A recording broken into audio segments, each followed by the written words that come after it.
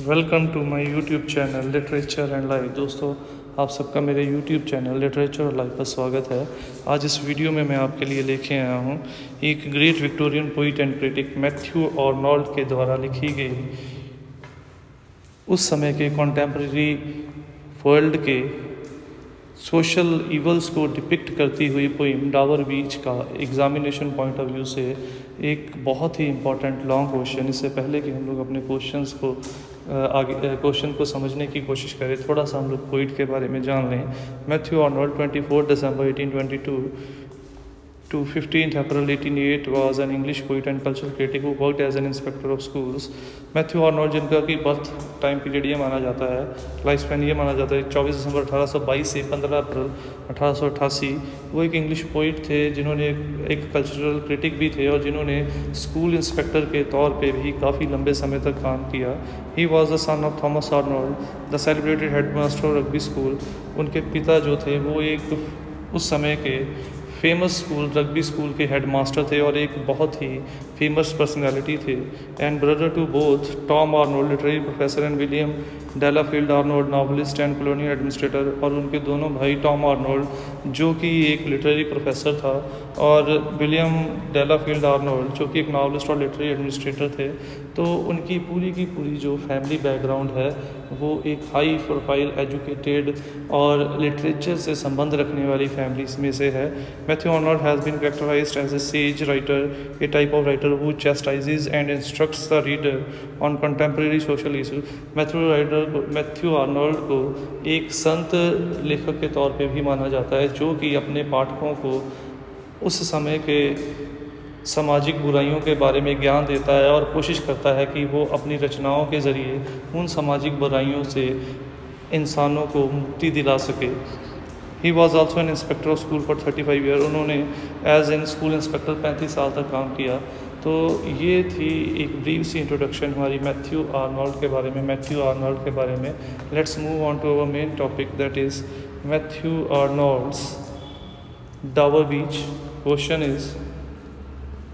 Is the poem pessimistic? Give reason for your answer. क्या poem निराशावादी है?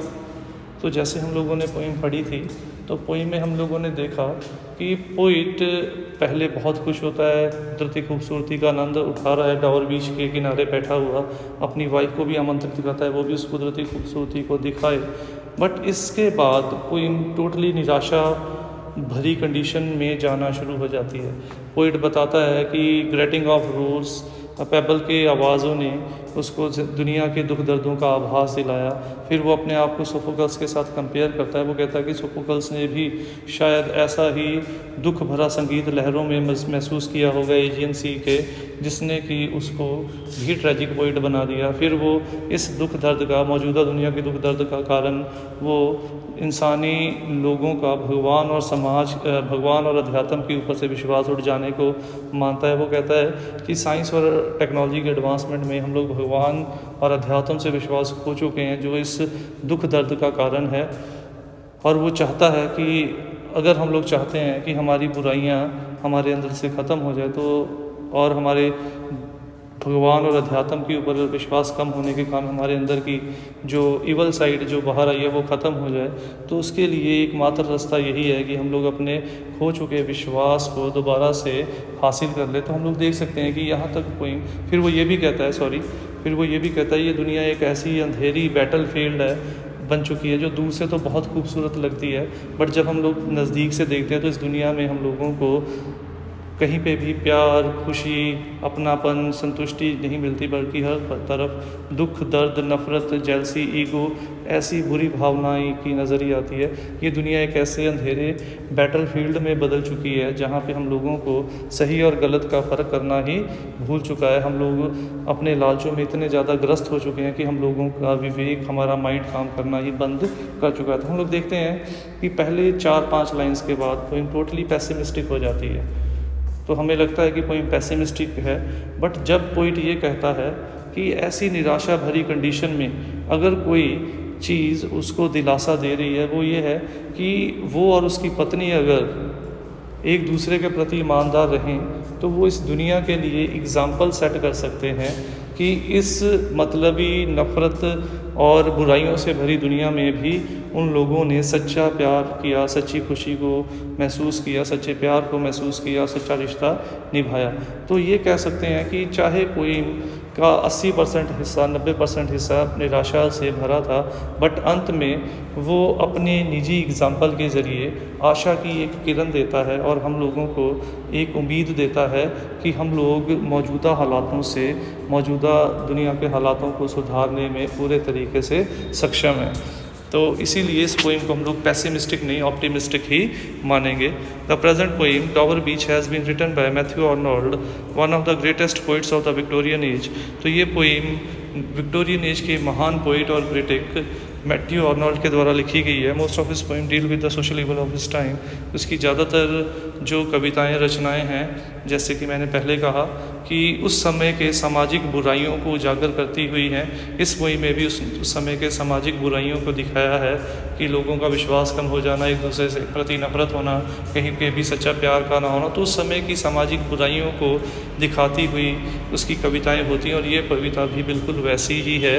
His most famous works include Dover Beach, the scholar gypsy. उसकी कुछ famous रचनाओं में से एक रचना है डावर बीच और the scholar Gypsy. In this poem, the poet has tried to find a ray of hope in the situation of extreme hopelessness by true in their personal love. इस poem में उसने एकदम निराशा की कंडीशन में, नाउमीदी की कंडीशन में उम्मीद की एक किरण को ढूंढने की कोशिश की है। उसने इस दुनिया में निराश हो चुके, दुखी हो चुके इंसान को एक उम्मीद की किरण दी है, अपनी और अपने पत्नी के एक दूसरे के प्रति ईमानदार होने के ज़रिए, एग्जाम्पल के ज़रिए, कि इस दुनिया में, इस दुख दर्द की दुनिया में अगर हम लोग एक दूसरे के प्रति ईमानदार रहते हैं तो इस दुनिया का दुख दर्द जो है वो हम लोगों को दुखी नहीं कर सकता। मिलजुल के हम उस दुख का सामना करेंगे और दुख को सुख में तब्दील कर देंगे। The poet thinks that the world is like a beautiful dream land which has no true love, no true joy, no true peace and no true satisfaction. तो जैसे कि हम लोगों ने पोइम में पढ़ा था कि दूर से तो ये दुनिया हमें बहुत खूबसूरत लगती है, हमें लगता है इस दुनिया में खुशियाँ ही खुशियाँ हैं। जैसे कई बार कई शख्सों को मिलकर लगता है भाई इसके पास इतने पैसे हैं, इतना बड़ा घर है, इतनी बड़ी गाड़ी है, ये तो बहुत खुश है। जब नज़दीक से देखते हैं, हम लोग देखते हैं वो तो बेचारा हमसे भी ज़्यादा दुखी है। तो बिल्कुल उसी तरीके से ये दुनिया हमें दूर से बड़ी खूबसूरत लगती है, हमें लगता है इस दुनिया में पता नहीं क्या क्या है। हमारी बचपन की एज के जैसे भी बचपन में हमें लगता था कि हम लोग बड़ी आसानी से अपने सपनों को साकार कर लेंगे, बट जैसे जैसे बड़े होते गए हमें पता चलता गया कि सपना देखना आसान है, उसको साकार करने में बड़ी मुश्किलें आती हैं। बिल्कुल उसी प्रकार से पोइट कहता है कि ये दुनिया भी दूर से बड़ी खूबसूरत लगती है, सपनों का देश लगती है, बट जैसे आंखें खुलते सपना टूट जाता है, वैसे इस दुनिया के नज़दीक जाते ही हमें इस दुनिया के असली रंग जो है वो दिखने शुरू हो जाते हैं और हमें महसूस हो जाता है कि इस दुनिया में ना सच्चा प्यार है, ना सच्ची खुशी है, ना सच्ची संतुष्टि है। To live before us like a To lie before us like a land of dreams, so various, so beautiful, so new, hath really neither joy, nor love, nor light, nor solitude, nor peace, nor help or pain। तो दोनों जो चारों line से एक दूसरे के anti thesis हैं, चारों लाइन एक दूसरे के विरुद्ध हैं कि दूर से ये दुनिया लगी कि बहुत खूबसूरत है, बड़ी नहीं है, बड़ा कुछ है, बट जब नज़दीकी से देखा ना सच्ची खुशी थी, ना सच्चा प्यार था, हर तरफ मतलब था। पोइम में भी मैंने आप लोगों को बताया था कि आज के टाइम पे हर चीज़ मतलब से है। बच्चा माँ बाप से प्यार करता है, वो कहता है कि माँ बाप ने मुझे चीज़ ले दी, बहुत प्यार करता है, नई चीज़ लेके दी, प्यार नहीं करता।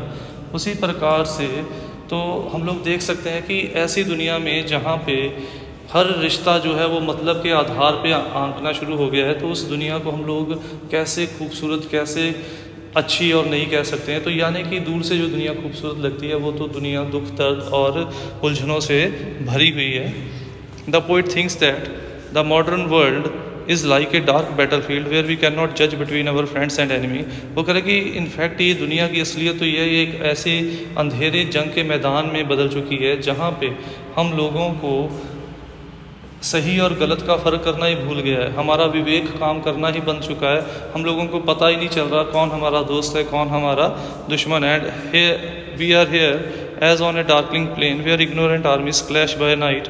हमारा हाल ऐसा है जैसे दो आर्मीज़ अंधेरे में एक दूसरे से लड़ रही हैं और उन्हें पता ही नहीं चल रहा वो अपने साथी से लड़ रही हैं या अपने दुश्मन से लड़ रही हैं। The poet thinks that there was a time when the people had full faith on God and spirituality, but now with advancement in science and technology the people have lost their faith in God and spirituality. Poet कहता है कि एक समय था जब इंसान का भगवान और अध्यात्म के ऊपर पूरा विश्वास था और ये विश्वास इंसान की खुशी का, विकास का और अच्छाई का प्रतीक था। बट जैसे जैसे साइंस और टेक्नोलॉजी में विकास होता चला गया, हमारा ये विश्वास कम होता चला गया और विश्वास कम होने से हमारे अंदर की जो छुपी हुई बुराइयां थी वो बाहर निकलना शुरू हो गई।